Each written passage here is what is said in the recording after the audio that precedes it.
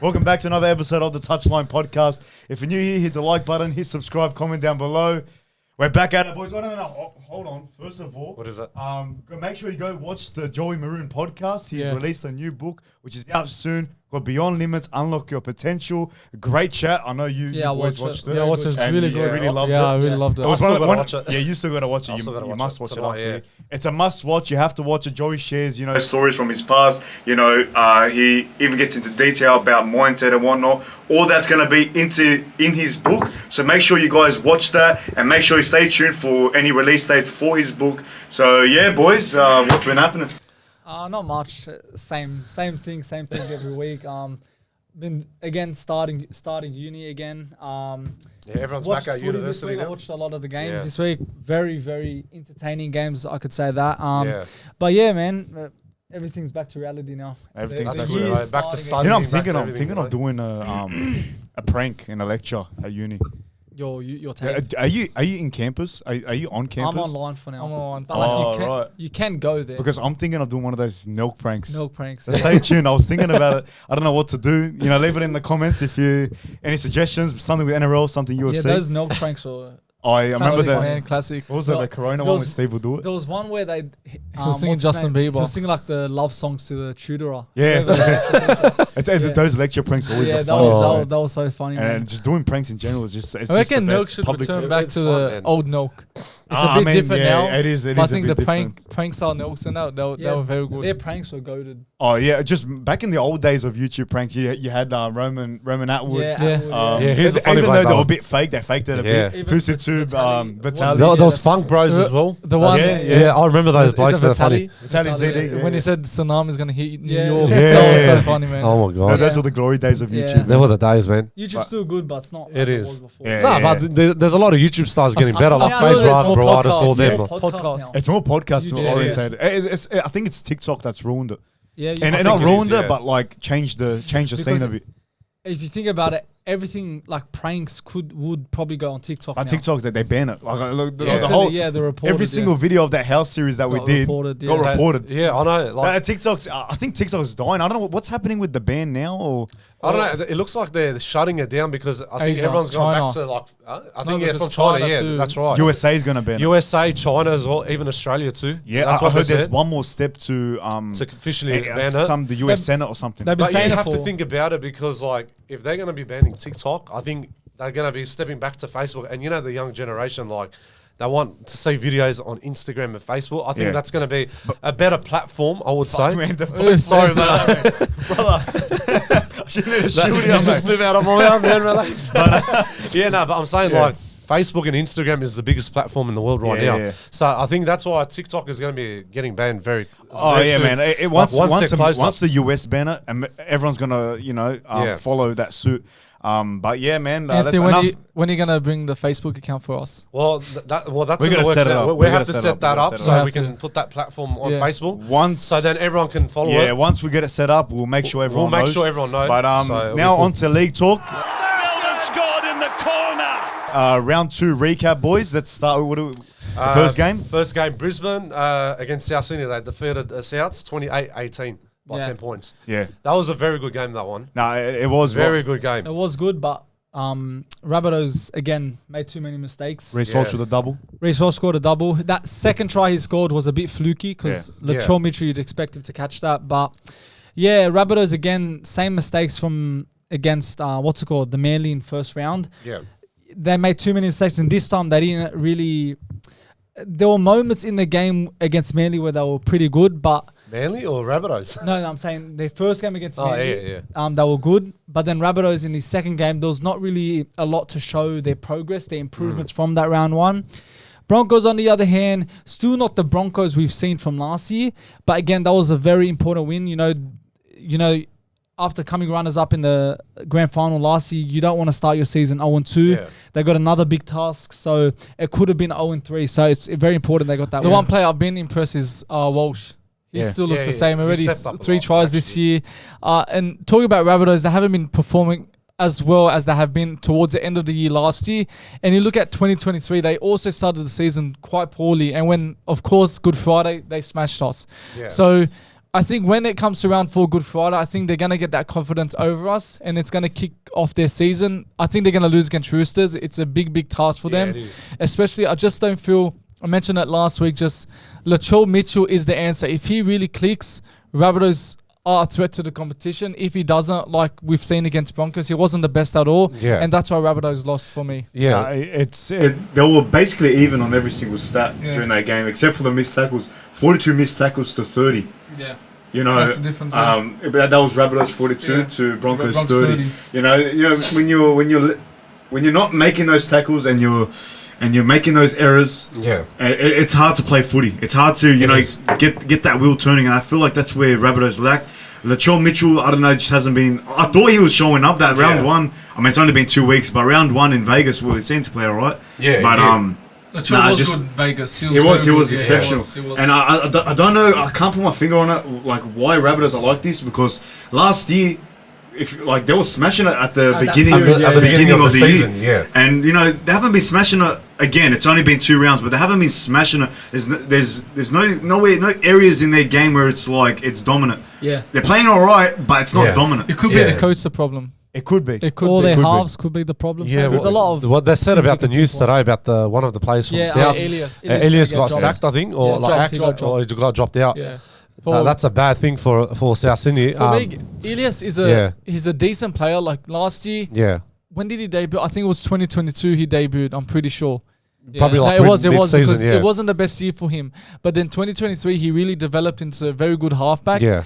And I feel it's quite harsh to drop him this early on. Like give it a bit, like at least halfway through the season and see where it is, or maybe 5 rounds give him. If Rabbitohs are still in the same position, then changes must be made. But right now, I think he deserves to stay in the team. Well, Brisbane played pretty impressive on that weekend against Souths. But even they're saying that the most run meters, Pat Carrington had 222. Yeah, he smashed it. So he actually smashed it. And what's good about that, because in the round 1 against Roosters, they had an injury, Brenda Piakora, so he had to get switched onto another position, and that affected his game time, affected how he plays.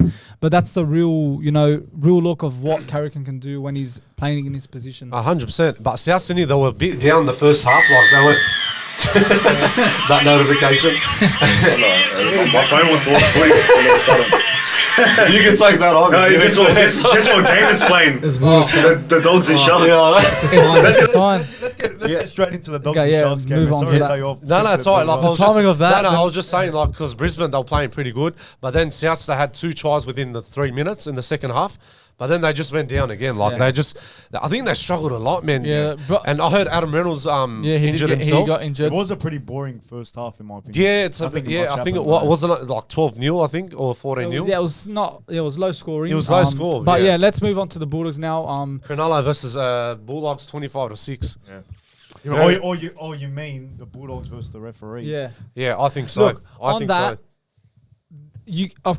The ref had a big part on that. Like, he was horrendous, like terrible. I think he should get sacked after that, like dropped to the lower grade. It's just been a bad week for all referees. And there's been a lot of bad decisions. A lot of calls that didn't go the team's way. This week's been bad, but Bulldogs, look, it was 6-6 for until 60 minutes, something like that. So our defense, that was even a better defense than we had against Parramatta, because that was exceptional. That was very, very well. It was, yeah. But again, I've been saying it all week, 25 points you concede.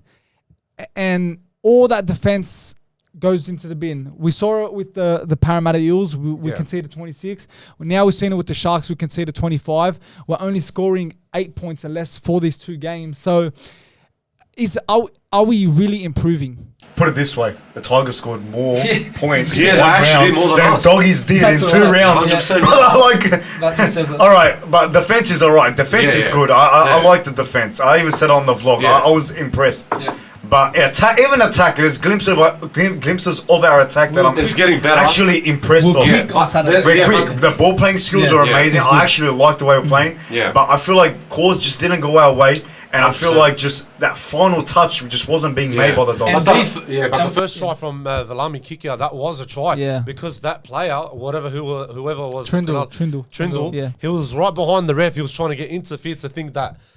he milked it. Let me stop you there. Yeah. If you ever think Trindle stopping kick out, Go tile the beach, mate. 100%. I'm being serious. Like the referee, like that is a bogus rule. The referee interfered. It's nothing to do with the doggies. Crichton even said it. He said in the press conference. He even said that should have been a try. And they should have, like, from the video ref point of view, they said, in our opinion, you know, he was not going to, you know, stop him from that far kick out. Look how massive he is. Yeah. Like, but he was running hard. There's no way he's getting stopped. And like it's just. But you know what? There was good positives out of dogs, like how you said about defensive. They actually shut every player from Cronulla Sharks on that 10-metre line. How many times? It was about 40, 50 times. It was good. But their attack is starting to slowly adjust. Yeah.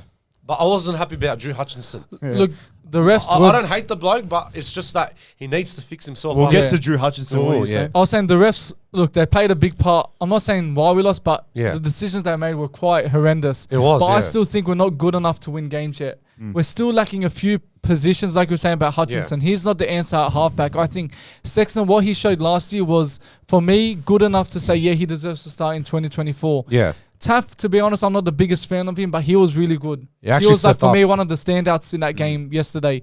Connor Tracy wasn't the best. No, he actually did. Speaking of Connor Tracy, I saw something different on TV. I know you had the game. Yeah, but we were there. Well, speaking of Connor Tracy, he had most run meters, 161, which is pretty impressive. That's he actually stepped up a lot too. Well, you didn't go to the game. Yeah, I feel it was a bit quiet. I don't know. You saw something different, of course, on the game. Yeah. But the only thing like I'd change about this team is like, I reckon put Crichton at fullback, bring Cherry back in the centre. Look, to be fair, Taff was actually good. He was. Play the best look, my problem is, let's say we defend well every single game, but we're conceding 30 plus every single game. That's not good. We got to find a way to, you know, as I say, put the nail in the coffin, because our attack, as Bill said, look good. Yeah. But it's that final touch where we're lacking. And to be fair, we did go past the line 3 times. Absolutely. With the try and then the kick out and the Blake Wilson one. So, like, look, you could say that's a positive. Like, we did cross the line this time. But again, we lost the game. Titans is a big, like, when we get to that game, but I'm saying if we don't win that, I don't take signs saying, there's signs there. We need to beat Titans. This is a must win. Yeah, absolutely. We're in a position, for me, we've put ourselves in this situation. Keep on letting players go every single year. And this team always has to gel together and build combinations. That's our fault. We're always chopping and changing. And that's why I feel we're struggling in recent years. If we had kept the same team for the last 3 years, I think we would have been a much, much better team. Even Liam Knight's on New South Wales Cup. I never realised I didn't even notice that. Last year, mid-season, whatever, and now he's dropped. That's what I don't get about Serrato's decision making. Yeah, it just makes no sense about it. Like, what did he see in Hutchinson? I think he played one good game in the Trolls, and that was against Storm. And that was against the reserve grade team. Yeah. And what did he see in Hutchinson to put him halfback? And when we signed Toby Sexton from the Titans, who was playing first grade, he was playing good footy in his first game. Coming on his debut with the Bulldogs, he played amazing. That's right. And he played good for the remainder of the year. What didn't he see in Toby Sexton that allowed him to drop him? The only thing about Serrato, he can't pick a team. He can't do that. It's very poor. It is. And disappointing, again, I would say. It's annoying where you sign these players and we're not using them. Like Liam Knight, Sexton. Like, what is the point? And now, look, Sharks, I don't think were the best. Yeah. I don't think they were good. Yeah. But still, they got over the line. Yeah. Now, they're on two wins in a row now. They could take on Tigers. They could go 3 wins. Yeah. And we all said they're going to come, out of the 8. I'm thinking majority of us said that. The Sharks are going to be looking at these 3 games. If they can get the 6 points at the end of the season, you're going to say, how important were these 3 wins? So, if good on the Sharks, they got the win. And it's well deserved for them. But I think we were the better team still. Yeah, that's my opinion too. But it wasn't the result, but what do you do? Next game, Penrith defeated Parramatta 26-18. The Battle of the West. Battle of the Parramatta, man. Yeah, I don't know what is it it with them that they always seem to perform against Penrith. Yeah, I know it's a derby, it is. But when you're talking about a Penrith Stadium, you're going to expect the unexpected. They were in the lead 18-16 at one point of the game. And it just, Penrith at home, I think just the atmosphere got to them. They got too classy, Penrith. The Penrith we all know and love, the past, they shunned through the Parramatta Eagles. They did amazing, man. They did amazing. They done an exceptional job. Just this, how am I going to describe this game? As you said, it was tight at the beginning, and then they just took over. Yeah, they actually played very good. I can't say anything about it because we're saying the same thing for Penrith. Yeah, exactly. Penrith, you know what to expect. No errors. 100%, yeah. Didn't concede a lot. Clinical Panthers, Look, Panthers, again, still haven't hit full gear. You know, they went to England, they had that World Cup challenge. And now, again, these first two games, they weren't the best against Melbourne. That's right, 8-0, yeah. They were better against Eels, but still... Just like the Broncos, we haven't seen the best of those two teams yet. Yeah. And they still got the wins. And I was looking at a stat. Panthers haven't lost a home game. The Eels are the only team to beat them in their last 30 home games, something like that. So it just shows Eels are the crazy team they struggled to beat. They could have lost, but they got the win. So, yeah, congrats to the Panthers. Yeah, well, the next game were Canberra versus Tigers. Well, they defeated them 32-12. Raiders, man, they're looking good. Raiders are killing it. They were like 14-0 at one stage, and then the Tigers started to catch up. Yeah, they actually did. But I think errors just depleted the Tigers. They caused a lot of errors, man. A lot of errors, man. That's why they're at the bottom of the ladder. Errors, penalties.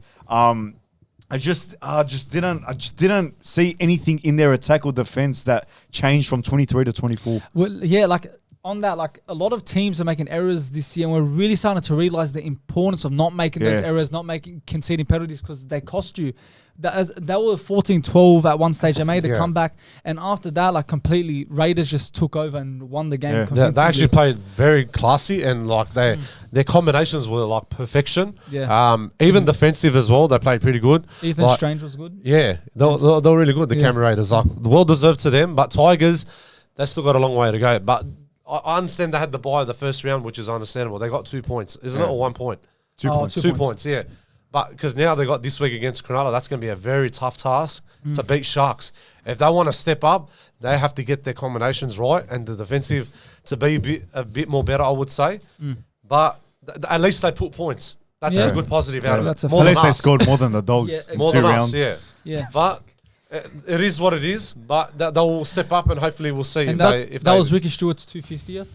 No, it was actually... it was Ricky Stewart's. Oh, was it? Yeah, I didn't know that. Yeah, you probably think of Dale Finucane. Yeah, that's what I thought. Both of them, but Ricky Stewart, I didn't know that. Usually when that happens, when you have a milestone in the team, a player, coach, they win the game. Usually that happens when you play against the Tigers. That's right. Surprisingly, Raiders have not... I think there was a stat on NRL 9 on the Instagram about... They've never came top. They've never came first since 2005. After the first two rounds since 2005. Yeah. Wow. So that really shows. And they haven't won a game more than 12 points since the round of 2020 in lockdown. Yeah. And they've already gone back-to-back for that. So it just shows that Raiders are really proving everyone wrong that they could make top 8. They'll deplete by round 5, don't No, but the way they're playing is impressive. It's not like fluky games. I think for the start of the season, it's always... It can be a false start, it's not who they really are, or it could mean something. So we'll wait. We've got to wait. Zach Hosking is a very good player. He's very good. He's smashing. To be honest, he's probably top 3 best second row in the game. Yeah, I think he's better than Kikau. Well, big statement. I think he's Kikau. Penrith days, yes. I think no one beats Kikau. He's barely played for the Dogs, so how could you say? But still, Kikau lost. I know he was injured on Saturday. Still, I just don't feel the desire he has for the team. I don't know why. That's just he my showed opinion. on Saturday, but we spoke. Yeah, he was good already. He was good. Next game, Cowboys and Knights. First golden point game of 24. What a game! Yeah. I could not believe it, bro. Everyone played pretty good. Adam Elliott, he put double tries. Two tries. Chad Townsend played pretty good too. He got that field goal and won the game. Kriana, you mentioned about Chad Townsend. Yeah. Him and Tom Dearden, I think they're one of the best halves combination in the game. Yeah. They're actually so good. I know they didn't make top 8 last year, but still what they have there, they made them to the preliminary final in 2022. I think what they've done for the club in 2-3 years is outstanding. They've really made Cowboys a threat to the competition. They've been competing with the big teams. Look at 2022, Melbourne they beat. They beat Manly, Penrith. Even last year they beat. Even last year they were good when they were on form towards the end. Yeah. So what they brought to the team, I think, credit to them. They're the reason why Cowboys are the Cowboys they are now. They are. Knights again, man. They're stepping up, but they played good because they were in the lead majority of the game. But again, it's like 2023 all over again. They're going to be losing games. Yeah, they are. Who knows? They're going to click again. I wouldn't consider that as a loss for them. It was cutthroat, 20-21. They win the game, the whole game. It happens. I think moments like that, you're winning you're winning 20. It was 2012 majority of the game. You're winning in the last minute. You just lose it. Like I feel in those. Was it like the last 10 minutes? Yeah, it was the last 10 minutes. In those moments, you could say you win the game because it other times you don't lose those games. Absolutely. So at those times, lack of concentration, they're not focused enough, and things like that happen. But Knights, they did play good. Yeah. Because again, they were in front for majority of the game. Cowboys were struggling, but then Cowboys home fan behind them. Ruben Cotter smashed it, and Reece Robson, Scott Drinkwater. They've got players that are quick and exciting, and I think that's what got them over the line. Well, they played pretty good too. Ponga's had a slow start. Yeah, Ponga has. Yeah, he actually did. But they were leading 14-6. Yeah, it was like something around 14-6, that. and then that's when Cowboys. Because Elliott scored the first 2 tries, I'm pretty sure. Yeah, that's right. Because if you look at all the fullbacks, Turbo, Tedesco, Mitchell, Walsh, everyone's smashing it, but he's hasn't clicked yet. What did you think about Jarome and Nanai? Yeah, he was good. Yeah, he played very good. good. He's been good. Right, this season. as soon as he put that try, I thought Chad Townsend had that goal, but he missed it. When it was 2020, I was waiting for that moment. I thought that's it. They won the game, but lucky they went to Golden Point And they won it. and they got it. Nailed it, Townsend. No, he's getting better and better, bro. I know he's at the age of 34, 35. But still got experience. He's still It's got like he's more playing in experience. his prime. Yeah, He he actually Like is. reminds me back in the Sharks days. And he's actually helping the team more for the young squad as well, like with Scott Drinkwater, Tamalolo, Is Tom he, Dearden. who's the captain of the club? What's his name? I think is it Valentine Holmes? No, not Isn't it, Valentine. The one with the mullet here. I forgot his name. They actually announced it a few weeks back. I can't remember his name. Cotter. Yeah. Hey, isn't it co-captaincy? Isn't it 2? I have no idea. They've got 2 young ones. I'm not too Don't sure. Is Scott Drinkwater part of the captaincy? Maybe. I'm not too One sure. of them. One of them. They could got be 2. one of They it. got 2. They've got the 2. They've got 2. Everyone's getting 2 these young days. guns. Yeah. Everyone's got co-captains. Co-captains. But yeah, next time. Well, anyways, what a game of the week. Game of the week. Melbourne Storm defeated New Zealand Warriors 30-26. Before anything, I'm going to say Xavier Coates, try of the century. What the hell was that, man? Sorry, man. Don't say try of the I'm century. going to say Don't it. say try of the century when you got Ben Barber's try against Newcastle. I know, but Xavier Coates. That was a good try. It was a good What try. an absolute try, man, He's so to the end smart of the game. Because he knew, what's it called? Dallin was coming at him. Yeah. He knew he was going to push him. He jumped. And he jumped over Earlier. like 6 2, meters. 3, 6 6 meters meters. up and bang. Wow. He's been training for it. that's what he said. But what an ending to that game. What a crazy game. That's eh? it. Warriors were done and dusted. They Yeah, won yeah. the game. That's it. Pack it up, And they've boys. lost back-to-back games as well against but Cronulla and Melbourne. the way that game ended, just no Yeah. one expected Coast to score Warriors the way were he like did. smashing them. Like that second half performance for Warriors was like phenomenal. That Yeah. was the Yeah. Warriors from last year. But for some reason, that just shows you can never ever turn it off. Yeah. Because once you turn it off, it just takes 2 minutes to score 2 tries. Yeah. 2 minutes. Someone made the run. I can't remember who. After they scored the try, Melbourne Storm, they got the ball from the kickoff. Yeah. They just ran the whole field. The whole field. I can't remember what player really pushed them over that line. But then, just speechless, man. What a game. I was actually very surprised, like with Warbrick, even Nick Meaney and Pappenhausen. Nick Meaney, as well. yeah, wow. They killed it, man. Double try for Ryan Pappenhausen. I'm so happy for Meaney. Yeah, I'm Meaney so happy. stepped up a lot too, bro. He's getting Like during better, the time better at every Dogs, week. you can know when someone's a good player, and he was that Like good player. Averillo. Like Averillo. And look, he's went Yeah. to Melbourne, and he still has a spot in the team. And A it's spotlight, you incredible would to say, see yeah. what he's Even done. Spotlight. Remus Smith stepped up. actually He's did. been playing very good. Even Melbourne, I think they've been looking at Dogs 2012, the passing and passing. yeah. Oh yeah, the whole Pappenhausen- combination. They've Yeah, done yeah. it twice. They did it twice. Yeah. Pappenhausen And he scored twice. Yeah, bro. It was- Wow. That was that actually reminded me of 2012. Bulldogs, yeah. Belly Slater. Who No used one, no one uses James that a lot. Graham used to do it with Sam Perez. Perez. Morris did it like, yeah. No Look, one- that were the days from 2012 to 2014, sorry, Yeah. when they had those combinations. Yeah. Remember how many times I said it a few times? Now, Melbourne done that, and they set it up, Ryan Pappenhausen, double try. Melbourne were good for. Look, I think they were in the lead, a good lead Yeah. in the first half, but I still don't think Melbourne were exceptional. I think Yeah. Warriors were. There was parts where they were defending well. They had good moments, but second half, like Sammy said, I've never seen Melbourne be destroyed like that from a team. Yeah. Of course, last year Knights did smash them, but I mean that was like incredible what I saw from Warriors. Sean Johnson had a very quiet game, but key players like Dallin with tennis Lesdak, he was back to his Their best. fullback was good. Montoya as well. Who's the 5-out Melcar? Melkar.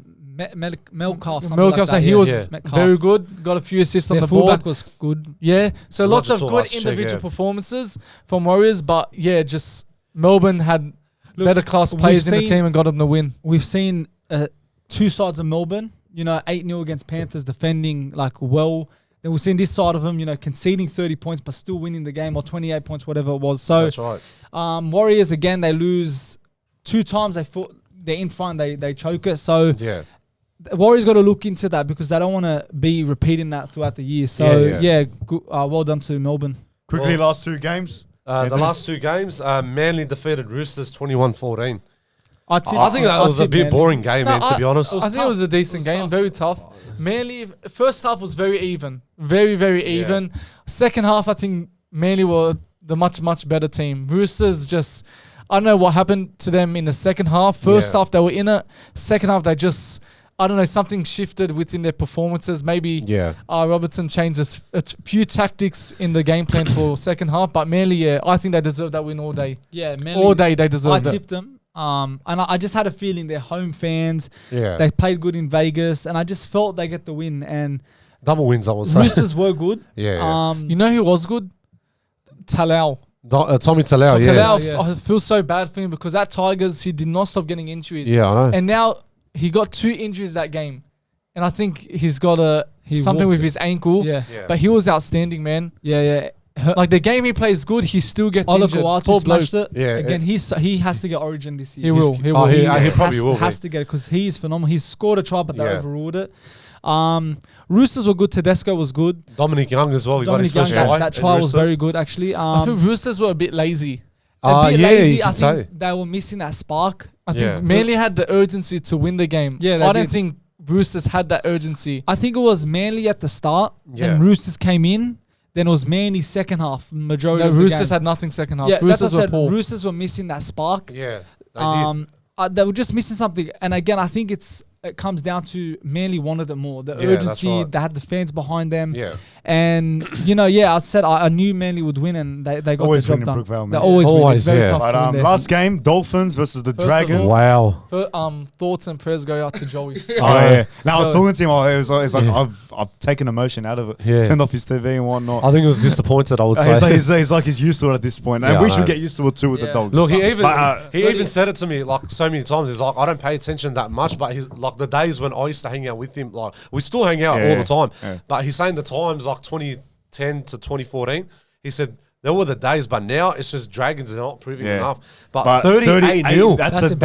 That's the Dolphins' biggest win in their club's I know. history. Lucky they didn't get the kick. It would have been 40-0. Yeah. I know. I think cockiness went into Dragon's head. Oh, they thought they beat in the Titans. Yeah. We're on top of the world. We're gonna win a premiership. That's right. That's included with Dragons fans. Yeah. Dragons fans are thinking that. What's weird because They had nothing in them. Like they had nothing. Like Dragons had smashed the Titans. Dolphins had got smashed by the Cowboys, and it just flipped. But they were doing all right in the. They weren't losing by. They weren't losing by a big margin. Yeah. Jack Bird went over the line. It was disallowed. Yeah. Another Dragons. That Flanagan strip.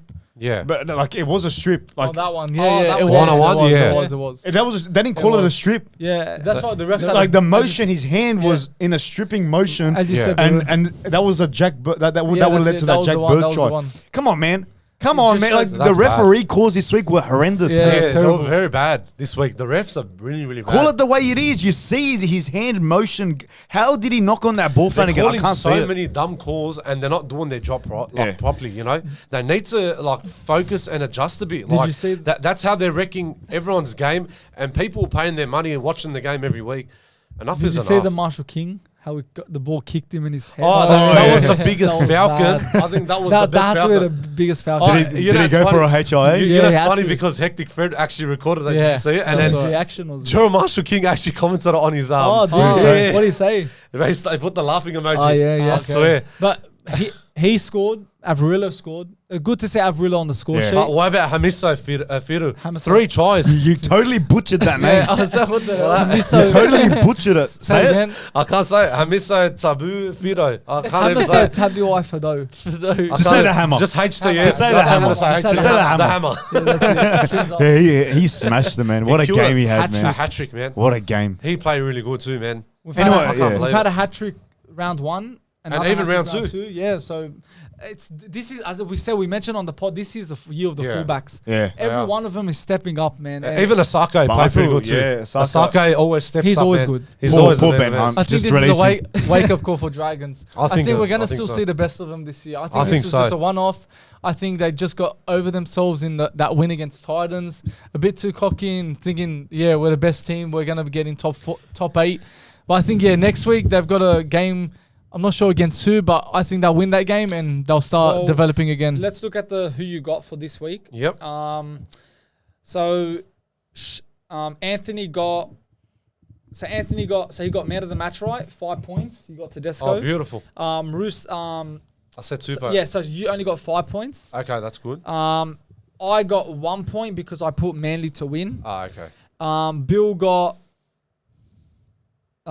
1 point because he put anytime Tedesco to score, and Charbel got 6 points because he went man of the match Tedesco and anytime scorer Daniel Tupou. Now we look at the score update. We got Anthony on 6 points, Charbel on 7 points, so he's leading first, second. Bill's 2 points and I'm 1 point. Wow. So I'm not stepping up a little bit. I'm not doing That's the good, best. positive signs. But let's move on to the round 3 tips. Give our tips quickly. And for this week, we got a very, very special guest. He's just sent his tips right now. Did he actually just send it? Yeah, as we record this podcast. Wow.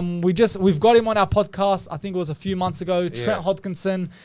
Before we start this, make sure if you haven't checked that podcast, check it out. It was a very great chat. Humble man, and we all Legend. love Hodkinson. Love Legend Trent. of the Love game, man. Trent. Honestly, I think so the much best respect halfback. for him. Best halfback in dogs, man. Yeah, I would 100%. say. Yeah. He's such a genuine guy. So man. much He respect is. for him. He's so calm, collected, and he was with the flow. I'm not just saying this, but you do not see guys like him these days. Yeah. straight Like out. footy players, you Straight don't. out. At all. Like he takes his time, like just to help us, few things, and that message. Like as small as that podcast is, he always wants to help us. 100%. That's what I love about him. Yeah, nah, he's a legend. But legend. So we got him on the tipping this week.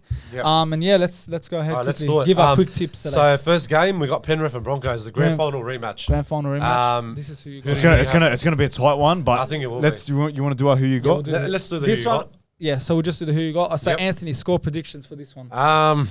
I'm gonna say 22-14 Penrith. Okay. Penrith Panthers. 40. Mind you, they're playing at Bluebet Stadium too. Absolutely, their home game. It's going to be tough obvious. for Broncos. So Anthony Panthers. Yeah, I went 2018 Panthers.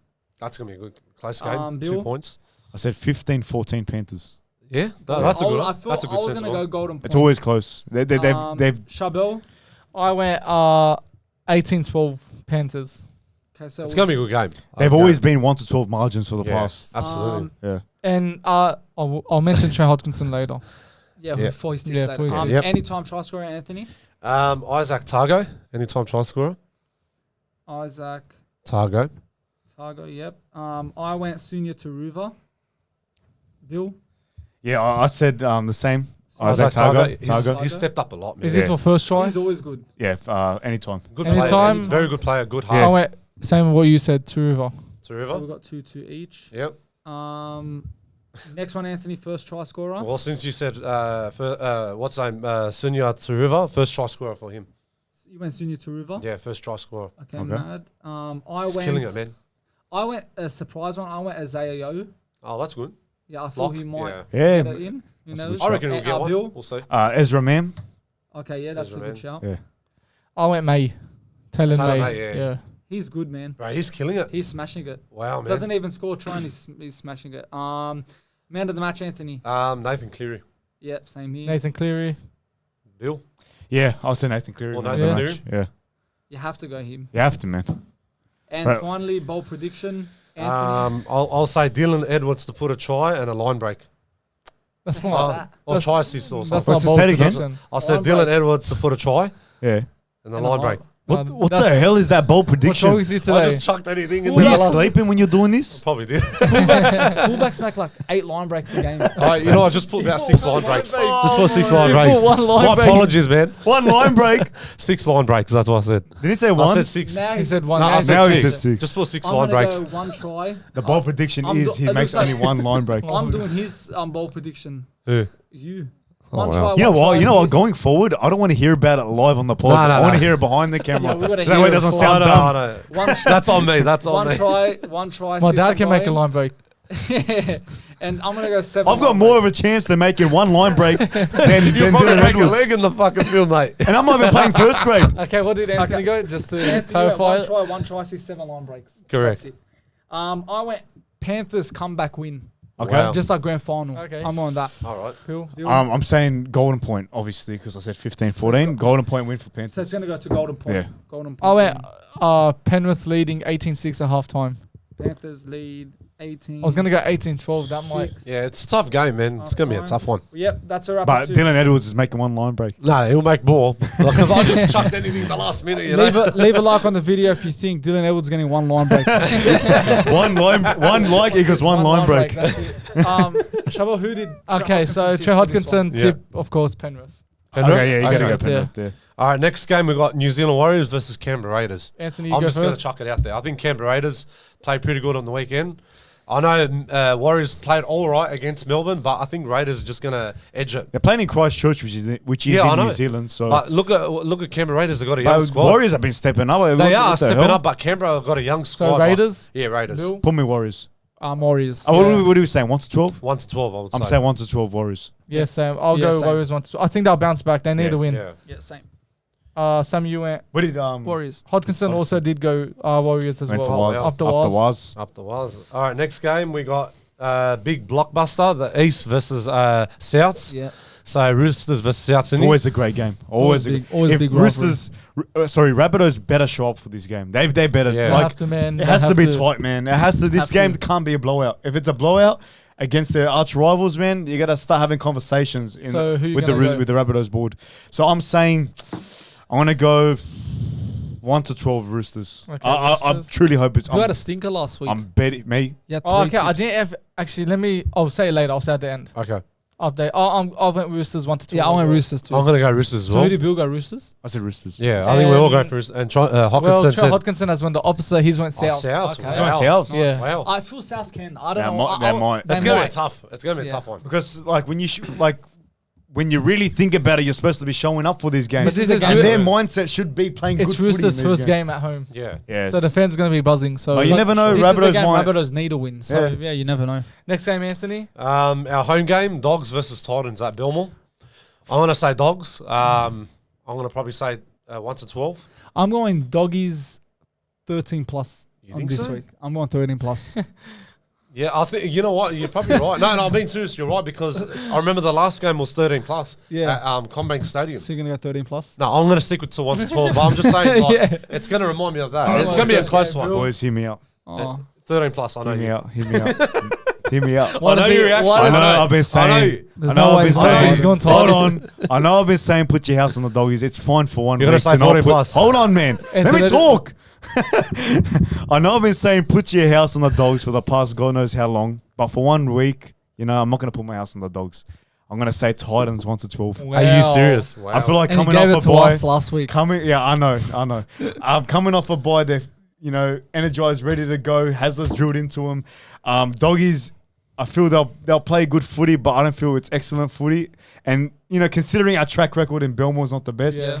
Fair enough. Oh man, I'm gonna bet against the Dogs this week. I said I think Titans can win, and I think there's a big chance they could get an upset win. But Yeah. there's also a side of me that Dogs will get a It big just win. shows how far we've fallen. Like we're fearing Titans. Yeah, I know. All right. Well, I'm tipping. Hopefully Dogs anyways. they go against what I What, said. 1 to 12 or 13 plus? No, I'll go 1 to 12 well, and Trey Hodgkinson. Where'd you go? Where'd you go? Dogs 1 to 12. 1 to where do 12? you- Hodgkinson's going Dogs as well. Dogs, Okay. beautiful. Next game, we Fuck, I'm got... the only one that tipped Titans. Oh, Wow. wow. You probably feel like shit, eh? Well, we'll see. A little bit. You can We'll say. see on You can Friday. say a little bit. Come on, like you can say. But anyways, Next one. Dragons versus Cowboys. That's gonna be a good game, though. I think Cowboys. Cowboys big win. 13 plus. Yeah. Yeah, Cowboys. I'm gonna 13 say plus. 13. I'm gonna say I'm gonna say Dragons. Well, You want Dragons? I'm gonna go. Cowboys. He always man. goes upstairs. I'm gonna go upsets. Dragons. Hey, I got it right the one time. Round one was good. Yeah. Round one was I'm good. gonna Yeah, go it Dragons was. 1 to 12. Okay. I'm going Cowboys 13 plus. They're playing at home, They're gonna play better, Their man. attack's crazy. Yeah, it is crazy, It but is. it is crazy. But I'm going Cowboys as well, and Hodgkinson's going So Bill's Cowboys. going Dragons. Wow. well, where did Hodgkinson go? Cowboys. I'm Cowboys. going Cowboys. Sorry, Bill. Next game we got. What do we? Oh yeah, West Tigers versus Cronulla Sharks. Something about this one, I really think Tigers can win. Are they playing at home? Yeah. Yeah, home game. But- Yeah, Tigers home? Yeah. Tigers home. But At I'm Leichhardt. sticking safe. Sharks one. Sharks 1-12. I agree with Samuel. Something's telling me I'm tipping Sharks. Yeah. But I've got a feeling that Tigers will win this game. But I care about winning this competition. Yeah, 100%. I'm gonna. I agree with you. Like, I agree with you both. Like, Tigers can win it, but Sharks, I think they're going to come out on top. So I'm going to say Sharks 13 plus. I'm going to say Sharks 13 plus. I'm going to say Sharks 13 plus. Oh, okay. Yeah, I'm not that crazy. No, I know. Hodkinson also is back in Sharks. Sharks? Back in Sharkies. Is this the last game? It was in Manly. No, there's 2 more games. We got Parramatta versus Manly. Just say the tips to get it fast. That's a tough game, that one. Para at home. Para, what's the margin? Para 1-12. Same. Para 1-12. I'm going to go Manly. Okay. Manly 1-12. I think this is the week Manly lose. Do you think so? I'm going to say Para 1-12. And last Hodkinson- game. Wait, hold on. Sorry, my bad. Hodkinson went Manly. Oh, really? Did he? Yeah. Oh, he's got to go Manly, man. He's got to go. It was That's first his on He club. tipped all the teams he played for. Yeah. Oh, Wow. besides one. Who did you go for? Who? Para. Me, Para. 1-12? And then final game, 9. Last game, we got Newcastle versus Melbourne. I think Melbourne's going to beat Yeah, them. Melbourne. Is that Amy Park? No, McDonald Knights. Jones. Nah, man. I'm going to go Knights 1-12. Okay. Wow. You're wrong. I'm going Melbourne. Well, how am I wrong when the game hasn't happened? Yeah, I know. Well, Okay, I'll so say you Melbourne. went Melbourne, Knights, Storm, Storm. and he's also went Hodkinson, Melbourne, Storm. I Okay. got the ladder up.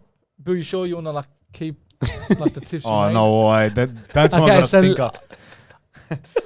Okay, let me get it. League standings, round 2. In first position is myself. Got 6 tips right last week, Okay. and I'm on 9 total points right now. All right. Samuel's moved up to position from 3rd to 2nd. He got 7 tips last week, which is the most, and he's on tied points with me. 9 tips right. The guests are currently beating you and Bill. Oh, wow. They're- What is it with I don't know Google who's that the all the guest. guests beat? Yeah. I don't know, So man. 5 tips they got last week. They're on total 7 tips. That's Anthony got 5 last week. awesome. Yeah. He's moved up a position. You were last week. Yeah. And he's on 6. Oh, that's Bill got all right. 3 last week because of the, what's it called, underdogs he tipped. Yep. And now he's on 5 tips total. Wow. 4 points behind So the you- lead. Lucky I don't have my house on it. So you're keeping it? Yeah. Well, that's Yeah, a I'm wrap up keeping to the round 2 review, the round 3 tips. Now let's move on to Jarome Hughes now. Hold on. What a bad week to be named Jarome. I know. I know Jarome Hughes. Anyway, continue. So, okay, Jarome Hughes has got fined a 1-game suspension after pushing the ref.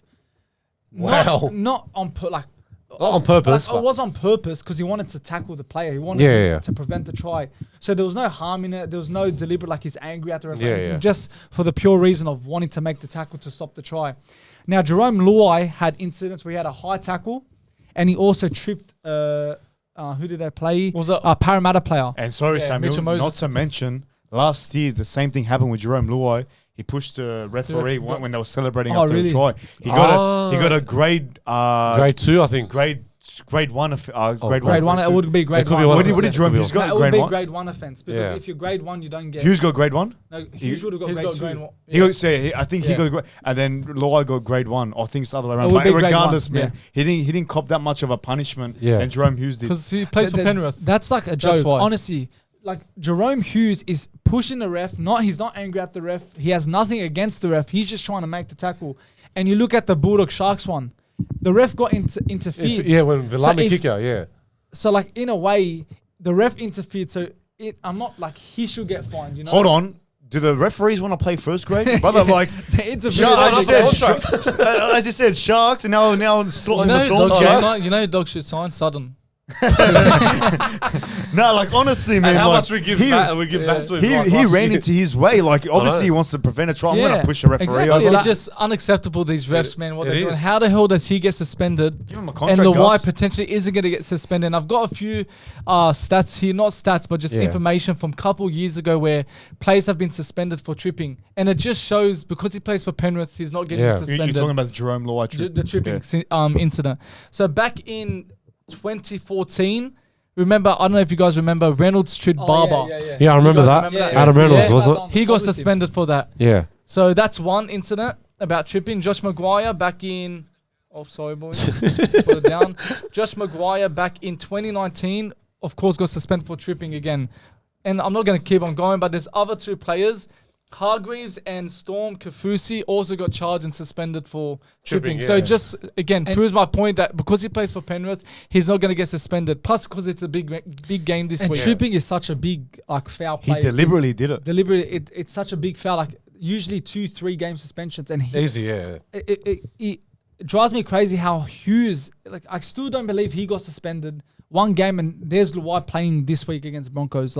It's disgusting. That's very bad. It's that spoiled kid treatment. Yeah. Shows exactly. the inconsistency, man. We've been saying it every single year. They don't know how to ref games and make decisions. And they're always interfering as well at the same time. Get tired of it. 100%. Well, this is what the Panthers said. With both charges being grade 1 offences, Luai will only face monetary penalties and is eligible to play in Thursday night's match against Broncos at Bluebell Stadium. So you know what this brings now to the table for other clubs? If their player decides to trip another player on purpose, they could bring that up. Yeah. But due to the NRL core and judiciary, they're going to just say, bring something for Luai, defend him, and they'll get the suspension and that. Yeah. It just isn't fair, man. It's not right at all. It's not right. It doesn't make sense. It doesn't make sense. I'm angry from this. You know what? Not just angry, but disappointing and frustrated, and it's just how can I explain it? With these refs, they're not paying attention when they're doing their job. Right, all right, things happen on the field. A lot of mistakes happen, but tripping and that, all right, it happens for a reason. But these refs, they're not I don't know. It's very dumb. Very, very dumb. I'm being serious, bro. These refs are dumb. I'm just laughing because we know how he feels about refs. Because you know me, I hate the refs, bro. I think Anthony Bashar versus the refs. That's always the case. I reckon you become a ref. Me becoming a ref. You would they'll make for a great video. Yeah, Anthony Bashar becomes a referee. Who knows? Maybe I probably can't even last one game. I would say. Yeah, but we can all agree it's disgusting. It's just dumb. Yeah. But moving on, Latrell Mitchell, following the Broncos game, Broncos and Rabbitohs game, Triple M Radio got him on an interview, and he drops 5 F-bombs. On the interview, making an R-rated interview. And it's been stirring up the rugby league community, especially the media. What are your opinions about that, boys? Did they blow it out of proportion? What are your opinions on it? Look, I don't think you should be swearing. When you're on, it doesn't matter what radio station or mainstream. You're professional. Yeah, you got to be a professional rugby league player. You just got to be yourself. Don't just swear. You're embarrassing yourself at the same time. He should not have sworn on a radio, but I think they're taking it out of proportion. They're making it seem as it's so big. He just swore. But and don't forget, you're getting this guy 30 seconds after they just got belted by the Broncos. Yeah. He's tired, he's angry, a lot of emotions are, his adrenaline's still pumping. So it comes out in interviews. You got to remember he's human. He's human too. Yeah. But before I get to my next point, what are your opinions on it? To me, what Sammy said was quite fair. You're going to, after the field, like you said, you're going to get angry. You're not going to be happy, excited, be nice. I think it's just very frustrated. Maybe the way he played, maybe he wasn't happy the way he was performing. Maybe during the break, they were in the sheds. Maybe the coach said something to him. If you don't perform this, that's things can get to people's mind, and it can really affect them. What they come out, if they had a bad game, they'll come in the interview and just release their anger during that interview. I think, in a way, he's it's 50-50. He's right and wrong. It's wrong. You don't swear on any interview. Exactly. You see, there's many people, I've watched so many interviews in soccer, they swear and they don't really care. They say, watch your swearing, but it's not on social media or look what he's did and this and that. It has been blown out of proportion. Yeah, it is. But also, as a player, you should think about what you're saying. 100%. Exactly. Before you speak. At the end of the day, you don't know who's listening, who's watching. Kids are watching. Absolutely. I think the majority of NRL's fan base are children too. So in that way, so this is what Triple M caller Anthony Marroun said. He said, it's a disgrace and embarrassment to our jumper. He's talking about Latrell Mitchell. This guy is a Rabbitohs fan. So they're going as far as to say he's an embarrassment to our jumper. That's back to that point about blowing things out of proportion. Yeah. Now, this brings up another point. So Latrell Mitchell only got off with a warning. We're talking about special treatment, Jarome Luai. Is it right to only give him a warning, or should he get a fine from this? Should he get some disciplinary action from this? I think just a warning. You reckon? If he does it again, then that's when actions have to be taken. Yeah, I think just a warning, because again, he's never sworn. That's the first time he's probably sworn on the... Yeah, and how many interviews has he done? Yeah, so I think a warning, but if he does it again, then a fine. Yeah, I agree with the same thing as well. Warning and probably a fine as well. So I truly think he should get a fine. I think so. I truly just pay the fine and let it go. That's it. Nah, but it's that special treatment. Yeah. It's where do you draw the line? You know, when a player slips up, you know, he should be accountable for his actions. Absolutely, yeah. So, but look, you have to understand it. Like, you know, back in the days in grand finals when they won the game, they sweared a lot too on the TV.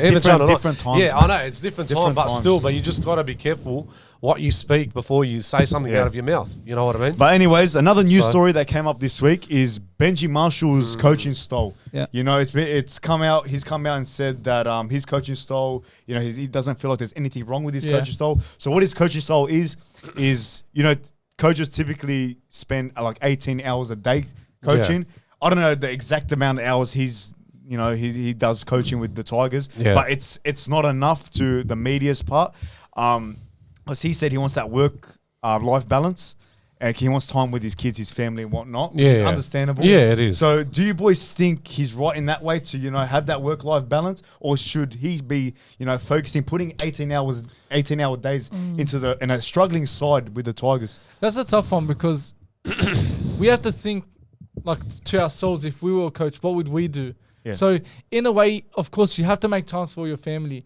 But I think you're in a position where you're at a club and then you have the time off season to spend time with your family, go on a holiday. But when it's like season time, this is your job. You need to focus 18 hours if that's what's required. Like us, we work, then come home, rest. Maybe we have like assessments, say you got finished shifts late. So I think it's a part of his daily routine that he has to focus on this job. Especially with the situation Tigers are in. They're not in a good situation. They're on the verge of maybe getting a 3P of wooden spoon. So in a way, he may have makes sense, but I think it's very important to put his focus on the team right now, especially the situation they're in. I agree as well. Like how Charbel said, like, you know, when it's off season, like he can spend time with his family all he wants, holidays, this and that. But when it comes to crunch, you're in the biggest position of a lifetime, bro. You have to look after your players. You got to make sure they're right, ready to go, not just with attack, but defensively as well, communication as well. It's going to take him time. He's just new now, like, into the season as a head coach. Yeah. But don't forget, you got Robbie Farah behind. You got Josh Morris as well. Yeah. Chris Huntington as the defensive coach. But that's no excuse, Anthony. But he has to be there full on. Like how you said, 18 hours. Yeah. They have to be there training. They have to teach them the combinations, discipline, look, everything on the field too. You have to teach them everything from scratch. If you want success, if you want to be successful, he needs to be working. You gotta prove. You gotta prove off the field, man. In your downtime, I was hearing the Triple M callers, Gordon Tallis and James Graham, talk about this.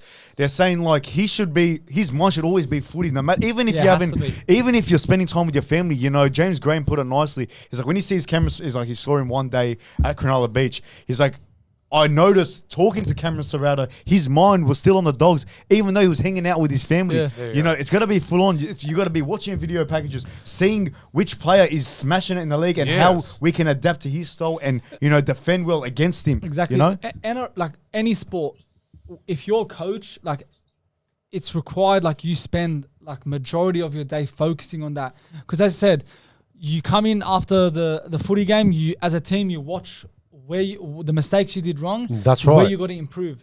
You got to make sure, you know, you got to plan, make sure they're eating well. That's the most important thing. Yes. Make sure they're staying in line. You got to discipline them. There's so many things you can't just. Family is very important, you know, to everyone. It is. But again, there's specific roles in life, even in normal jobs, not sport. Some people don't even see their family for, you know, 2 days. Yeah. You know, they'll have a whole day shift, come night, their families all sleep, start again their whole day. Yeah. So he's got to understand that he's in a job, as Charbel said, where Tigers are in a mess. They are. He has to fix it, and he has to focus every single day on it, week in, week out, trying to fix this club. And as Bill said, he has to be on it every single time, on his mind. Keep an eye on you can't do with this half commitment. You can't. Look, for example, you know, NBA, you have to see the players. They never see their families. They're on the road every single day. This is about coaching. I know, but coaching, they want the best for the players. They want the best for them in their position. But like, you know? He's trying to adapt the style of Wayne Bennett. Wayne Bennett does this, but Wayne Bennett has built enough credibility so that way he can take off days. He does, you know. But because he's even said it. He's like, I look up to Wayne Bennett to the way he coached me, you know, playing my playing days, and I feel like he's trying to adapt in that way. But not everyone can be a Wayne Bennett. No. You can't. There's only one Wayne Bennett. Unless you go top 4 this year, mad props to you. I give him Dalian Coach of the Year. Look, there's the Arsenal manager. His name's Mikel Arteta. He's like focused on it. Yeah. They done this Amazon Prime documentary, and they went into his life and he was with his family and all that, but he's always working like non-stop. And sometimes he just has to force himself, squeeze himself to, have time with his kids. But really, of course he wants to, but he's always focused on trying to make sure, you gotta become obsessed. Like you relate. Obsession always wins. Always. I'm pretty sure like when you're at work, I'm at work, you're just thinking how we're going to make this pod better. That. Just thinking what videos should. That's how what Benji should be thinking. Look, we don't know what's the truth, like inside the story, how's he's feeling. But yeah, he could be that coach that he is thinking he's trying to improve the team. Maybe just the media have changed it a bit. He's come out and said that he wants that work to life balance. Even work ethic as well. I don't think it works like that. Yes, you can have time, but like 90% of your time has to be on footy because sport is something different. Like results is what's required. Wins are what's required. So there's no joking around. You can't hide away from it. Because if you're losing the weekend, everyone knows. It's completely different to a normal day job. And like, where's that work ethic to what he had as a player? He played 350 games. That don't come easy. You don't just show off for a few hours and expect to play 350 games. So like, where is that same Benji from, in terms of mindset as a coach? Because if that was my coach, I want him out of the club. Because I want a coach that wants to win, wants to work hard for the club, give everything for the club. And if he's just sitting and, of course, we said again, think about the family is important. But if he's putting, say, 60% effort for the club and then 30% for the family and something else, that just shows his mind's not on the club fully. Exactly, So it's important you focus on the club. Quickly, I want to ask you guys a question. What coach do you reckon is going to get sacked first? We had this question last year, I remember. I remember that period. Now this is again, we're in this period. And it's only 2 games in, but you can already sense some vibes around the club, which coach is going to stay. So it's not like Bryan. I want a simple answer. Who do you reckon is going to be the man? I don't think Serraldo will. There's no chance. I don't Benji. I don't say. I'm going to go. Benji. I'm saying Rabbitohs. I'm saying from Rabbitohs. Why you say that? I just think Rabbitohs for the past how many years they've been very successful. They have preliminary finals every single year, grand finals, and they're in a period now where we haven't seen Rabbitohs in years. Missed top 8 last year. This year it's too early, but it could potentially happen again. So I think they have Roosters this week. It could go 0-3. Let's say Bulldogs beat them 0-4. So you start to question, he could get out. So I'm going Dimitri. Serraldo's on a 5-year plan. There's no chance we sack him. He's last. Yeah, he's the last thing, Benji Marshall's on a new project with Tigers. So I see no chance him getting sacked. I jumped the gun with Benji. You could say that, Like Tim Sheen's. If it'll struggle, maybe Brad Arthur on the list. He could be in that. Yeah, it could be in that but category. I don't think they're close to that. But I think they're Rabbitohs coach. 100%. Yeah, I'm going to say as well, Dimitri as well. Like how Sam said, Souths have always had a lot of success in their club, always making finals, even always making the grand final. They've won the grand final as well. But these last 2 games, look, they stepped up the first game, but it wasn't enough for them. Yeah. And even on the weekend as well, it wasn't enough against Brisbane. Brisbane dominated them as well. But now it's just concerning for the coach, for Demetrio. What else can he improve? How much does he have in his tank? You know what I mean? Yeah. So, I don't know. It could be him. Yeah, so that's my opinion. You're going Benji? Yeah, I'm going Benji. Okay, that's a wrap up to league talk. And now Anthony Bill will take over some combat talk. Combat talk time. All right, Bashara, combat talk time. Tai Tuivasa, man, I don't want to start off with some bad news, but I know, very disappointing. His 4th straight loss in the UFC. Hasn't won a fight in 2 years since 2022 when he faced Gunn, when it was contending for the heavyweight title. Not for the heavyweight title, but the number one, the interim or the number one contender. Yeah, it was the interim heavyweight. But yeah, man, he lost in round 1. Over the weekend in fight night, just dominant fashion, got submitted. Man, it's tough to see. What are your opinions about him being on this losing streak? Look, I think it's very disappointing about Tai Tuivasa on that streak, but I thought he will probably get better. I know he's always prepared for the fight, and he's always getting into shape, training properly. He's got the best team. They're always behind him as well. But bro, when it comes to the octagon, bro, it's a different level, man. You don't expect you expect the unexpected when you're getting hit so hard, but you got to understand about, I'm saying, the opponents as well, because they're going to come at you, You got to figure out ways to hit hard so you can get the results to get that win. But I think it just wasn't enough for him. But I know he will step back and get back on top. The next fight, I don't know when. You reckon? Yeah, I think so. I pray he will get back to the winning streak. I hope he does, because I know I know he wasn't himself in that fight. But the other bloke, Marcin Tybura, man, he had a lot of strikes in him, man. 73 strikes. He smashed. He dominated him. He dominated, man. In every way, he dominated Tuivasa. He actually did. But talking about Tuivasa, man, I think it's done, man. I feel like he knows he's about done with the UFC because, man, you can't be going on a 2-year losing streak. I wouldn't say not like done yet, but like I think he's still got enough tank in him, man. Man, but like he went from the highest of highs, almost fighting for a title, to the lowest of lows, fighting in a fight night and getting submitted in round 1. Yeah, man, you can't. There's levels to this game, and Dana White. If you know anything about Dana White, he hates when fighters are on a losing streak. Yeah, minus Tony Ferguson, because Tony Ferguson is a legend in the sport. Yeah, he is. Yeah, but Tai Tuivasa, man, talk about the downfall of Aussie fighters. In the UFC. I mean, not to say Volkanovski is not going to come back. No, but look, come back strong, Volkanovski lost, got KO'd twice, and now Tuivasa's on a losing streak and hasn't won a fight in 2 years, man. Is this the downfall of the Aussie fighters, man? Nah, we only got Madalena right now. Yeah, Madalena, and now you got what's name as well from flyweight division. He's getting his title shot at the flyweight. Who's that? What's his name? Stephen something Berg. I'm not the flyweight division. They actually announced it the other day. Yeah, but anyways, but. Look, you're saying about the question. I think it's taken a dip. It's taken a dip. Aussie fighters in the UFC. Look, give him at least 2-3 fights and see what happens. If he gets back to he's that still ranked 9. He's still ranked 9. He's still good in the top 10. Yeah, top 10. Of course, but he can get back on top. I know he will get back on top. I doubt it, man. Look, I love Tai Tuivasa, bro. He's always been the best heavyweight fighter for Australia, and I've always been a big fan of him too. But I think he will step up. I reckon he will. But there's nothing in his game that tells me he's going to step up. Like, I know he waits for those moments to, like, when he gets those big punches and that, because I remember the first fight when you remember his debut fight against Andrei Arlovski? Yeah. Remember that first fight? Yeah. That was the best fight.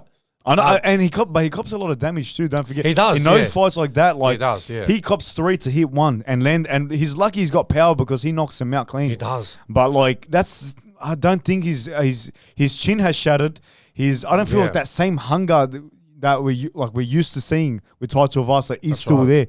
So I don't know about Tai Tuivasa, man. But on that same fight night, Bryan Battle. Yeah, I couldn't believe what just happened, man. It was a tight fight. Yeah, but then they had that. No, it wasn't tight. He was. No, I think it was. No, it was dominating him, man. Yeah, he was, but it was an even fight because it was only 2% of the difference on the total strikes. Bryan Battle had 28 total strikes, and Ange Lusa had 26 total strikes. So it was. Bryan Battle. But he was winning. No. But if you're watching that fight, he was winning the fight. I was watching it. Yeah.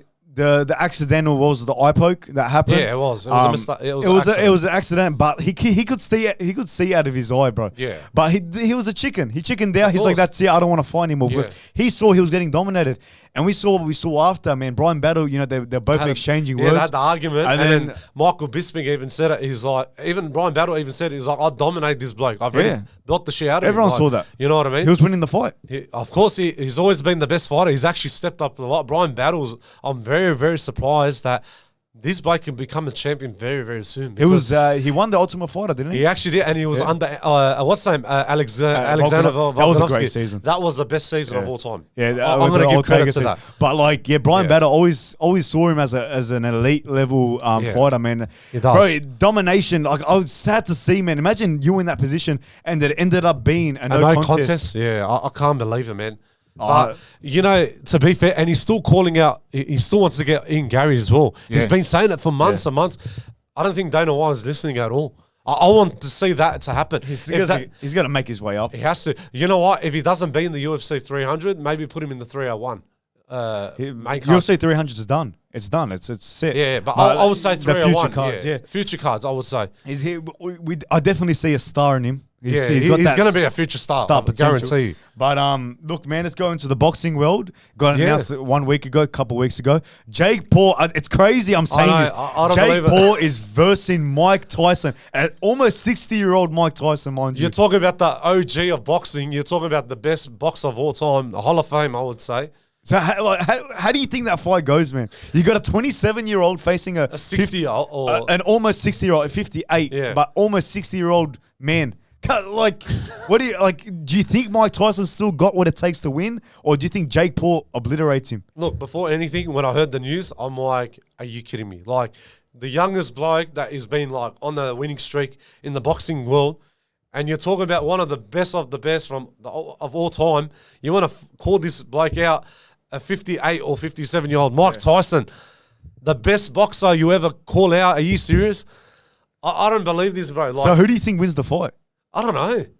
Look, I love Mike Tyson. I've watched Mike Tyson all my life. Like, as a childhood, like, he was my favorite boxer of all time. Yeah. You know, I know Muhammad Ali was good, but Mike Tyson was the best. One of the greatest ever. One of the greatest of all time. Yeah. But Jake Paul, like, I understand that he has his winning streak. You got to understand that. He lost against Tommy Fury, but he is on the winning scene. He is. He's getting back on shape. He's in his prime. He is. He's like, when you think about it, like, it's a total mismatch. People like yourself, people are thinking about the old Mike Tyson, the one that would knock out opponents in less than a round. You know, the Mike Tyson that bit off, who was Evander Holyfield's ear. You know, that hungry, young Mike Tyson in his prime. That's what people think about when they hear about this matchup.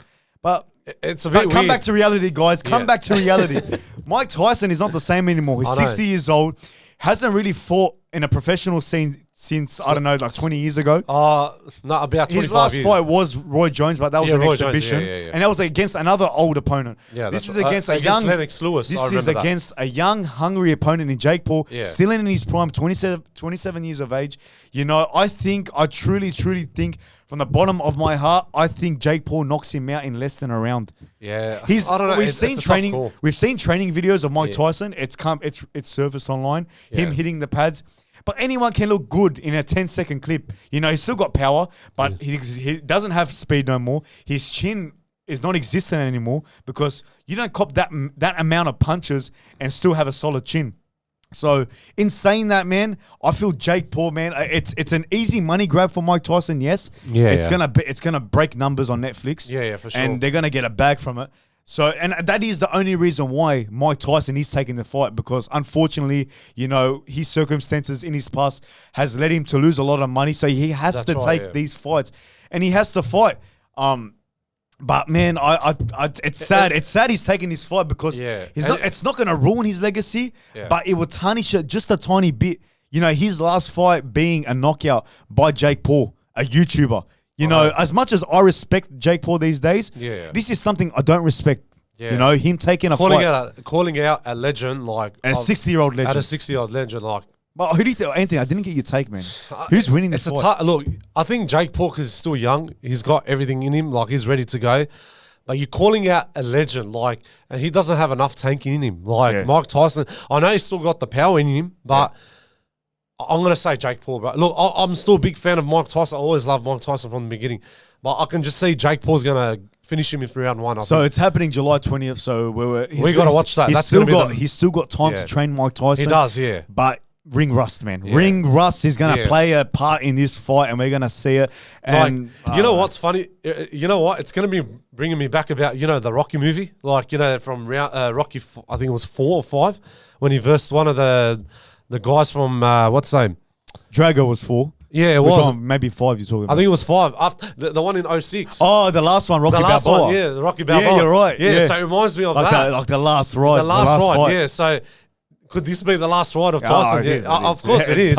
Yeah, but I'm just saying, my point is, I think Jake Paul's But there's got to be something in this contract. Yeah, but what would he call out Mike Tyson? That's the big problem. How many rounds is this fight? How long are these rounds? Yeah, what? And also, is there a no knockout clause in this contract? That's the question mark, yeah. That doesn't allow Mike Tyson to get knocked out. That's right. You know, like, I want to know the finer details. I feel like we're going to know about it as we come closer to the fight. Yeah, of course. But it looks like it could go probably from round 1 to round 5, or it could go round 1 to round 10. As in, like, what is it 12 rounds? Is it 10 rounds? Is it 8 rounds? It could be 12 rounds, but I don't think it's going to last. I don't think it's going to last. It won't last. But I'm just going to say Jake Paul. Jake Paul's going to win it for sure. Yeah, I think he's going to dominate him. But Anthony, that's a wrap up for Combat Talk for this week. Yep. Now, let's move on to some football talk with the boys. Yep. That's astonishing. It's absolute. All right, now time for some football talk. I'm here with main event Jey Uso. Anyways, let's kickstart. Yeah. 2 WWE legends. So let's get kickstart with football talk. First of all, Champions League quarterfinal. Are you happy with the draw? To be honest, I actually wanted Bayern. So let's go through it first. Arsenal got Bayern. Yeah. Real Madrid got City. Inter got Atletico. No, sorry, not Inter. Atletico got Dortmund, and PSG got Barcelona. Yeah. So very interesting draws coming out. But I'm actually happy with who we got. I think, of course, you'd like the team that's not the strongest, Dortmund or Atletico Madrid. But Bayern, I think it's about time we get our revenge. We've been waiting for so long since 2016 or 17. We've been waiting for so long. They always seem to have that advantage over us in the Champions League. And I'm quite happy that we got Bayern. I think Bayern are beatable. I don't think they're the Bayern of old. They've been quite inconsistent this year. Start of the season, they were strong, but I think now they're starting to see... Teams are starting to know how to break them, their weaknesses. And I think it's a team that I honestly think we're a better team than them. I think we're a team that's... I feel a team that can win the Champions League more than Bayern can. There's just something about this Arsenal squad. I believe that we can go all the way to the final. It's going to be tough to get there. You need to be the best team, and if we beat Bayern, we're going to have to versus Real Madrid or City. So it's a big task for us, but I'm happy. I think with Arsenal, they can easily beat Bayern. Man United, when we versed them in the group stage both times, they beat us 1-0, and they beat us 4-3. And that 4-3, we were a better team than them. You know, after that period where Onana made the mistake, they started to build momentum, but Bayern are not as good as people think they are. And I think people actually are starting to realize that they're not the best team. Last year and this year, Bayern are starting to become a team where they're not the strongest. Like Man City, Real Madrid. They're strong. I think Arsenal now, Liverpool have taken over them. But still, Bayern are a team with history. Bayern still are a big team, and they can still get the big wins when they needed, when they're needed. They do leak a lot of goals in the Bundesliga. You look at it, they've been conceding 2, 3, 2. Like there's been times where they're conceding goals, and I think that's a weakness of them. They can score goals, but our defense, I agree, and I honestly believe we've got the best defense in the world right now. This combination between Saliba and Gabriel, even you got Zinchenko or Kivio or Ben White, I think it's the best defensive team in the world, because there was this stat that popped up a couple of days ago where in the Premier League, of course, we expected goals conceded. We're only 18.9, something around that. But the second highest, or the second lowest, I should say, is 24. So that just shows the massive difference between our defense to, I think, Liverpool or City are coming second right now. So that's what I believe. Our team can easily defend what's going to come against us with Harry Kane, with Sane, with Gnabry, with Musiala. So I'm confident we can get the win. I'm confident we can keep a clean sheet at home. It's going to be a big task. I'll go for a 2-0 win at Arsenal. But Champions League is completely different to Premier League. Anything can happen. Look how we struggled against Porto. I think the way Porto is set up, it's always going to be hard to really score any chances against them, especially with them having a 1-0 lead against us in the first leg. So it was always going to be difficult. So it's a big game, but yeah, I believe in the boys. I feel Bayern can win it. They can win over the 2 legs. They're capable. You can't write Bayern off. You can't say Arsenal are just going to walk through. Do you think Bayern can win it? Or you're saying Arsenal? I think Arsenal. I'm being honest. I think going with the attitude is not right, because I'm just confident in my team. Of course, you can be confident, but I was skeptical. But we were having this chat. What's it called? But this is a very good, perfect time to bring this up. You're saying Arsenal. You're not even thinking about... I'm just confident. No, but you're not... I just asked you. You're not even thinking about Bayern. You're saying we're winning it. No, I'm not saying we're winning it. I'm just very confident with my team. But no, it'll be tough. I'm not saying we're going to... I'm confident that win. But Bayern don't fear me at all. But my question was... About Coventry. No. Do you think Bayern can win it? And you said, no, I think Arsenal. That's my point. When we had the argument off camera, I said about... You're saying Man United fans shouldn't be saying that Coventry... This is a different scenario. Man United shouldn't be saying that Coventry is going to be an easy win. This is a different... That's my opinion. But why can't we... I'm not saying no. It's going to be an easy win, but why can't we... Let me finish. Go, why can't we say that it's an easy win for Coventry when Bayern are a very good team, a very strong team, but you're saying Arsenal's going to come... The reason why I think this is different, because I know my team, that's just me as a fan. My team is going to have the mindset where this is Bayern, this is going to be very, very tough. But United are going to head into that Coventry game thinking they've won and they're going to the FA Cup final. That's true. That's the difference. That's just me as a fan. I'm so confident with my team. But that's the fans are saying that, not the players. Who said what fans? I'm saying the players aren't probably going into that saying, "Oh, easy win." I'm saying I'm saying that from a fan point of view. I'm just the one person just said that. There's many fans that. Okay, but I'm just saying from your point of view. We can beat Bayern. But my question was, do you think Bayern can win over the two legs? They probably can. But no, you said no. No, but you're saying no. You're talking about me having become too confident heading into this game. Said I'm just confident in my team. But for me to say that against Bayern, I feel I can say that, but you're saying again Coventry because you have to be careful with Coventry because it's more embarrassing for you to lose against Coventry than if I'm saying so confidently that we can beat Bayern. If Bayern win, then that's not embarrassing for me. But for you to say we're going to win, we're making the final. Fans, remember, we're only talking about fans because you mentioned about my point. You can't go into a game saying, "Oh, it's going to be an easy win." Yeah, I know, 100%. I'm not saying it's going to be an easy win. I'm just confident that my team can win. But okay, but we're not. We're both hitting fences. If I was to say that it's not embarrassing because for United fans, if you're saying we're making it going to Wembley easy, done, that's more embarrassing because if you lose, you're in big trouble. But if we lose against Bayern, it's not as embarrassing. Okay, one more before we move on, just to quickly do the Champions League tips. Yeah. I'm saying that if I get you, but I gave you a question. Do you think Bayern can win? You said no. You said Arsenal. We got it on camera. Yeah, we'll look back on it. Yeah, I said Arsenal. I'm not saying I did that. So you're not giving Bayern a chance. That was my question. I said, do you give Bayern a chance? You say no, Arsenal. Yeah, I think Arsenal will win. So why can't Man United fan? That's not my point. Yeah, okay, yes, they're easy, but it's easier for us to get the win than for you to get the win. I was basing on having that thought about the fans and that. Yeah. Okay, whatever. Look, so you're tipping Arsenal. I'm tipping Arsenal too. I think they'll get the win. Real Madrid City, who are you tipping? So there you go. No, but I'm not saying. Okay, don't worry. End this conversation. Real Madrid City, who do you think is winning? That's tough. That's going to be very, very tough. I think we'll go penalties. First one's at Madrid. Ooh, this is tough. I'll go Man City. Two teams are even. I think Man City. I think Man City is capable of beating them at Santiago Bernabeu. City's attack hasn't been the best lately. I think their attack's so much better before. They're still scoring goals, but I don't feel their attack is as good as it was before.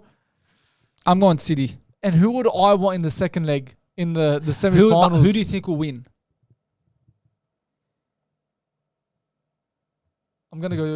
I'll go City. Yeah, I think City. I'll go City. Okay, next one, Atletico and Dortmund.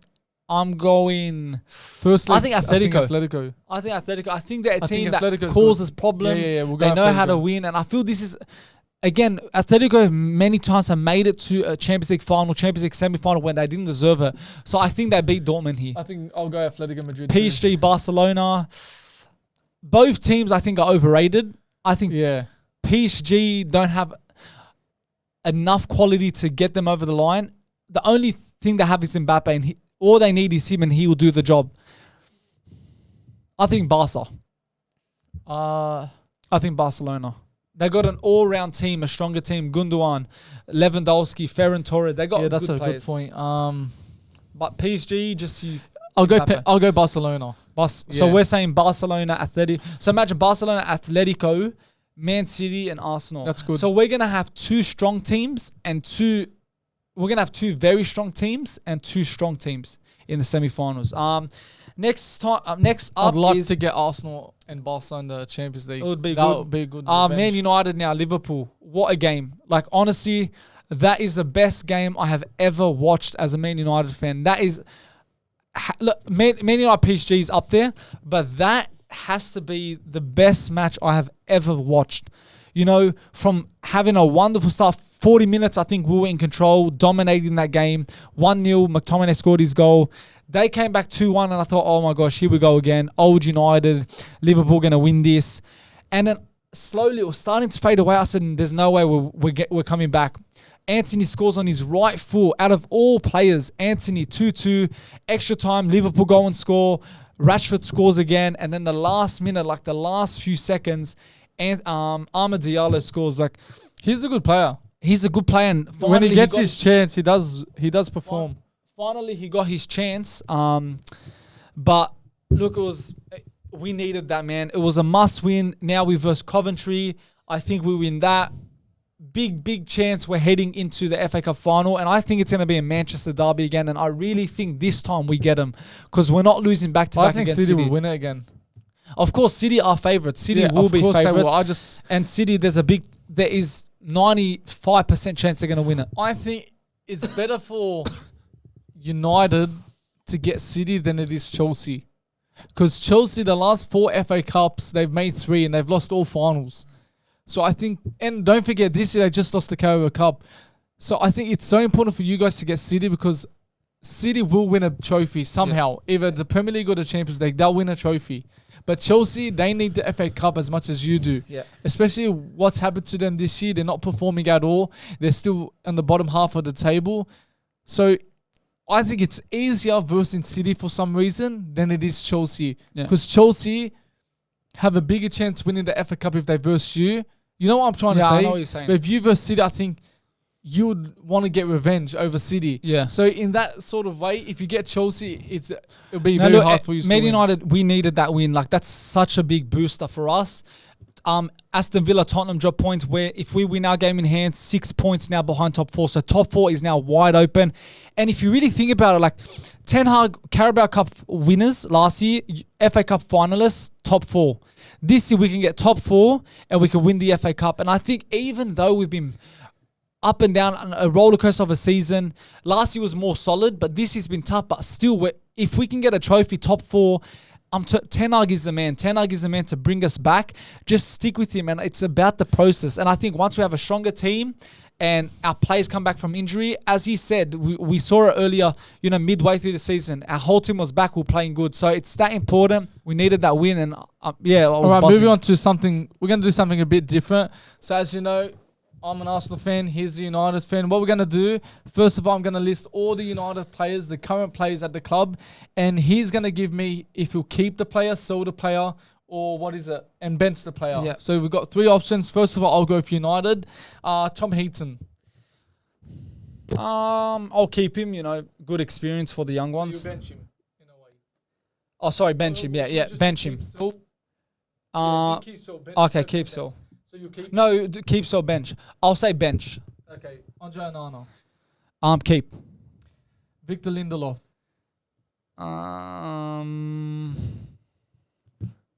Keep. Harry Maguire. Sell. Lissandro Martinez. Keep, of course. Malacia. I'll bench him. Rafael Varane. Oh, that's tough. Keep. Diego Dalot. Keep. Luke Shaw. Just injury problems is a big thing. Do you want a left back that's always going to get injured? Especially this year, he's been, ridiculed with injuries. But I'll go keep just because when he's on his day, he's probably the best fullback. Bench. Johnny Evans. I'll bench him. Bruno Fernandes. Keep. Ericsson. So. Casemiro. So. He's getting old now, and I think if we can get good money for him, we'll buy a bigger CDM. Okay, Scott McTominay. Look, Casemiro, so bench between that. McTominay. So he's good, man. you know what? No, I'll take that back. Bench. I'll take that back. Bench. He's a top scorer. Yeah, I'll take it back. Bench. Mason Mount. Keep.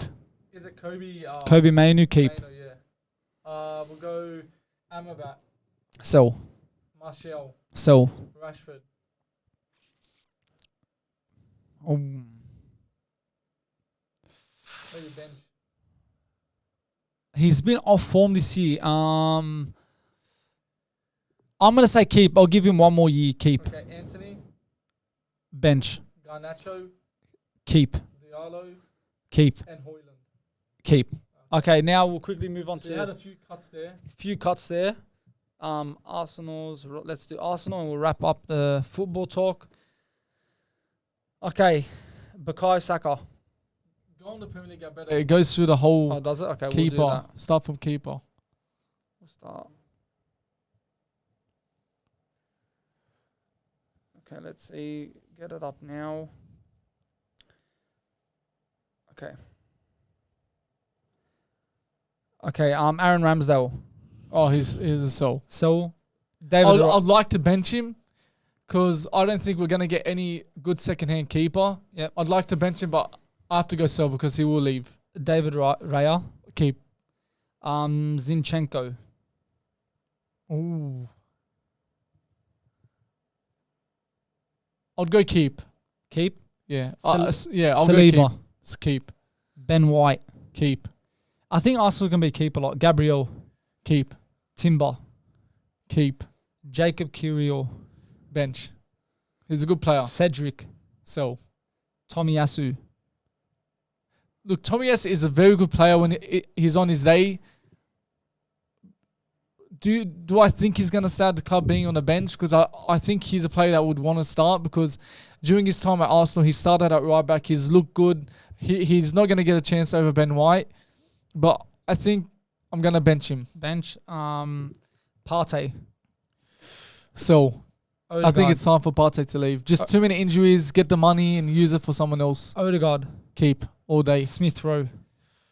You know how much I love Smith Rowe. So bench. I'll bench him. But again, I want him to somehow start. Like, if Kai Havertz wasn't performing, I'd literally put Smith Rowe in that number 8 right next to him. Because I really rate him. Like that 2021, 22 season, he was so good. He was good, man. Jorginho. Keep. Vieira. Oh, well, bench. Yeah. Because Vieira. So. Oneni. So. Can't believe he's still at the club. 7 years, I think, at the club. Havertz. Keep. Rice. Well, why am I saying just keep Saul, man? Keep. Rice. Keep. Saka. Let's keep. Jesus. Ooh. Look, to be honest, because we are getting a new striker, do I think Jesus is going to stay at the club? Maybe. But this is my opinion. I like Jesus. He's not a clinical striker, but what he brings to the team is something special. So I'll say I'll keep him. Martinelli. Keep. Nketiah. So. Trossard. Keep. Nelson. So. Turney. Kieran Turney. Oh. Now, this is interesting. I would probably sell Zinchenko, keep Tierney. Okay. Because he's good, Tierney is good. He's more of a... Zinchenko makes too many mistakes. Yeah. He's good attacking, but defensively, he isn't the best. So, yeah, I think I'll keep Tierney. It wouldn't happen in reality. But, yeah, I'll sell Zinchenko. Nuno Tavares. Sell. Lokonga. And Marquinhos. The striker. I'll keep him. He's good. Yeah. Well, anyways, that's a wrap up to football talk, and we'll go with the boys to wrap up the pod. All right, guys, that's a wrap up the podcast. Please make sure you like, comment, subscribe to our channel. And yeah, boys, It was a great chat. It was a great chat. It was a lovely chat. Yeah, it was a great chat. Oh, Bashara, what are we I'll never change. I'll never fucking change. Anthony's wearing the new shirt, as you can see. Yeah, as you can see, he's been wearing it the whole podcast. Righty. The new Touchline Podcast He's tee. been saying it for an hour. He wants to like tell you guys. And It's like we're going to sell them. Well, we're not selling them. No, we're yet. not selling it, but we just done it. But yeah, I'll wrap it up properly. Leave a like, comment, subscribe, and yeah, we're out. See you later. We're sure, man. We're leaving that.